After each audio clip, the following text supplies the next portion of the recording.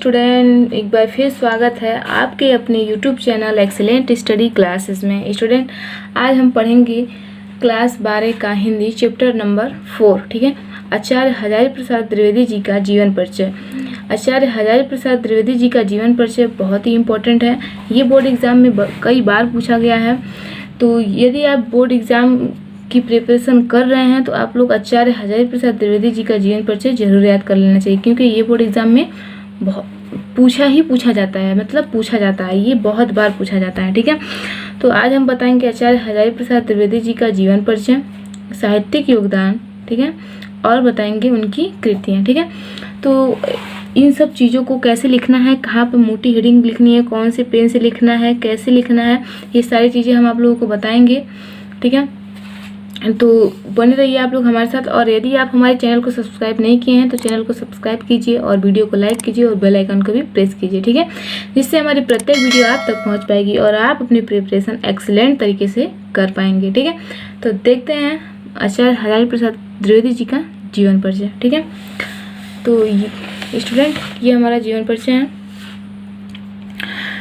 तो सबसे पहले आप लोगों को आचार्य हजारी प्रसाद द्विवेदी हेडिंग डालनी है, ब्लैक पेन से, मोटी वाली ब्लैक पेन से हेडिंग डालनी है। उसके बाद लिखना है जीवन परिचय। ठीक है। जीवन परिचय हेडिंग डालेंगे, उसके बाद लिखेंगे इसमें जीवन परिचय भी आप लोगों को लिखना है।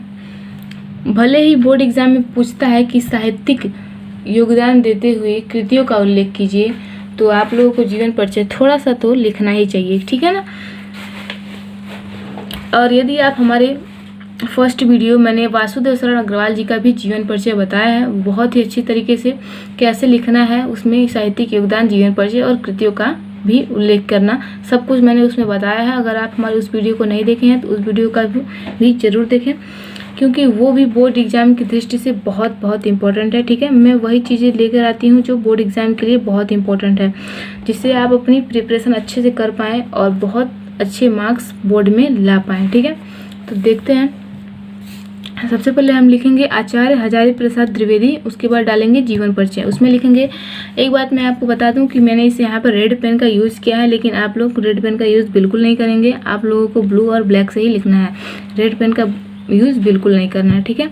तो सबसे पहले आप लोगों को लिखना है हिंदी के श्रेष्ठ निबंधकार आचार्य हजारी प्रसाद द्विवेदी का जन्म सन 1907 में बलिया जिले के दूबे का छपरा नामक गांव में हुआ था। ठीक है। एक बार फिर से, हिंदी के श्रेष्ठ निबंधकार आचार्य हजारी प्रसाद द्विवेदी का जन्म सन 1907 ईस्वी में बलिया जिले के दूबे का छपरा नामक गांव में हुआ था।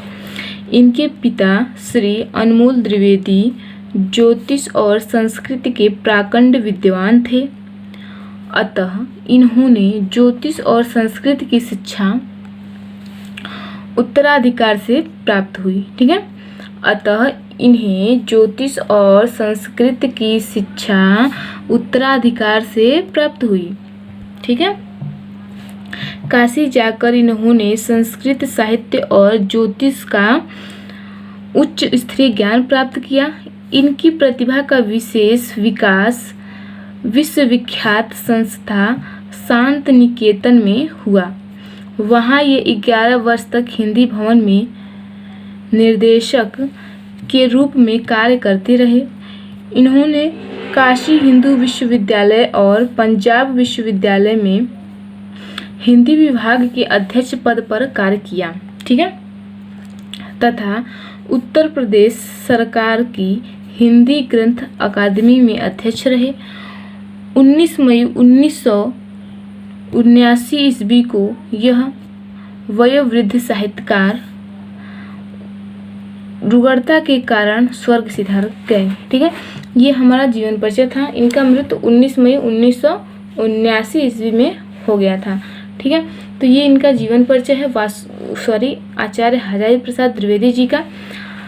तो यहाँ पे आप लोगों को इसमें से इम्पोर्टेंट चीज़ें क्या देखनी है। हिंदी के श्रेष्ठ निबंधकार आचार्य हजारी प्रसाद द्विवेदी का जन्म है 1907 और मृत्यु है 19 मई 1979 ईस्वी, ठीक है। तो जन्म और मृत्यु को विशेष तरीके से याद कर लेना है और ये सारी चीज़ें भी आप लोगों को याद करनी है, ठीक है। तो ये जीवन परिचय आई होप समझ में आया होगा। अब देखते हैं अपने साहित्यिक योगदान को। साहित्यिक योगदान है हजारी प्रसाद द्विवेदी साहित्य के प्रख्यात निबंधकार, इतिहास लेखक, अन्वेषक, संपादक तथा उपन्यासकार के अतिरिक्त कुशल वक्ता और सफल अध्यापक भी थे। वे मौलिक चिंतक, भारतीय संस्कृति और इतिहास के मर्मज्ञ, बांग्ला तथा संस्कृत के प्राकंड विद्वान थे, ठीक है। इनकी रचनाओं में नवीनता और प्राचीनता का अपूर्व समन्वय था। इनके साहित्य पर संस्कृत भाषा, आचार्य रामचंद्र शुक्ल और रविंद्रनाथ ठाकुर का स्पष्ट प्रभाव है। इन्होंने विश्व भारती और अभिनव भारती ग्रंथमाला का संपादन किया है, ठीक है। ये हमारा साहित्यिक योगदान था। अब हम देख लेते हैं उनकी कृतियों को, ठीक है।